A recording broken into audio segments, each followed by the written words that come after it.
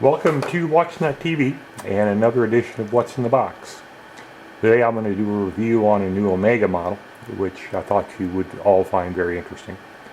The box obviously is the ubiquitous white box, and on closer inspection we can see the typical red leather internal box. But if we look a little closer, we can see something a little bit new. If you are, like me, afflicted with long-term watch idiot savant syndrome, you'll notice that the numbers are a little bit different than what we're used to seeing. This is a 212.30.41 series Seamaster Pro, and we're of course used to seeing the older 2220.80 series. So there must be something a little bit new and different in here, so let's have a closer look. And voila, yes, it is something a little bit different. At first inspection it might look to you like a typical SMP, but it's got some unique differences that I think you'll agree with me are some nice improvements. And obviously Omega and Rolex have been fighting each other marketing wise for who's got the best diver's watch since the early 1960s.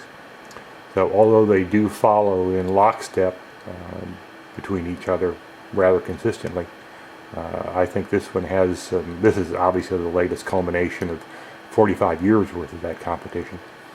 And I think they've done some nice things to this watch that hitherto they have not done or reserved for only some of the special editions. So let's take a little closer look here and get it off the cushion. First thing you can see is the bezel on this one is ceramic. Omega has followed Rolex into the realm of ceramic bezels. This one is a little bit different configuration than what you'll see from Rolex. If you can see this in the right light, from kind of dead straight on under harsh light, it looks jet black, but in differing light conditions it has kind of what looks like a dark gray polished hematite look to it, which is really quite stunning. If you look a little closer, you'll see something new about the dial. Gone is the typical black wave dial, and in its place is now a gloss black lacquer dial that has hitherto been the province of only some of the limited edition watches that they've done, like in the Olympic series. And they've used the larger marker on this dial. Again, a la similar to kind of what Rolex has done with their maxi dials.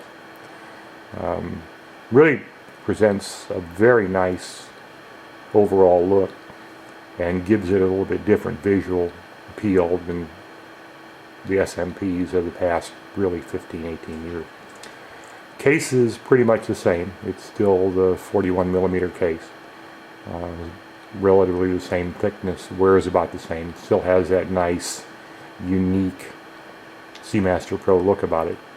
But there are some other changes here that I think you'll find interesting. First off is the bracelet itself.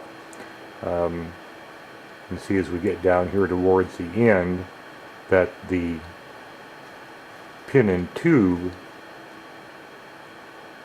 joining system has been replaced by screws. And what they've actually done, which I kind of like, is they've used two cap screws on either side of the sizing link, and they're fairly small. They're about 2mm, and I can tell you and will admit from experience that you don't want to drop one of these on the floor. They're very, very, very difficult to find without sticking your nose in the carpet for hours. But what they've done is they've used two small cap screws on either side, and then they've used a straight pin that runs the length of the inside of the link. And it's a very nice system. It's a very clean system, and it's much nicer to remove and replace sizing links than the pin and tube system, which has always been difficult to work with. You'll see too a substantial change in the design of the clasp. They've used a shorter style clasp. This is not quite as short or as rounded as the Speedmaster clasp, but shorter by about 5 or 6 millimeters than the clasp that is hitherto being used on the SMPs. The release buttons are now elliptical and a lot easier to get to. They still use a diver's extension, but they've also gone to a slightly longer double diver's extension fold-over.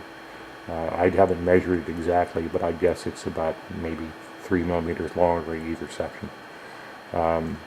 You'll note too in the bracelet links that they are slightly thicker and slightly more rounded at the edges than the older pin and tubes, which didn't need quite as much, I guess, thickness to handle just the pin going through the exterior rather than the cap screw, which is thicker.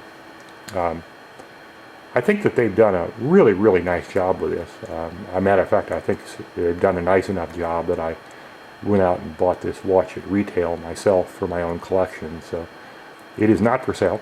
You will not find it posted at watchnet.com. And I intend to keep it and wear it on a daily basis for some years to come. So anyway, I think it's a really nice upgrade to the overall SMP model and gives it a new, updated look, especially with ceramic bezel that is really very nice. And when you consider the competition between this watch and the sub, this watch retails for about $4,400 as opposed to the sub, which is now up to close to $8,000.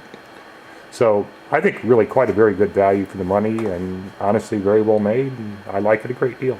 Thank you very much.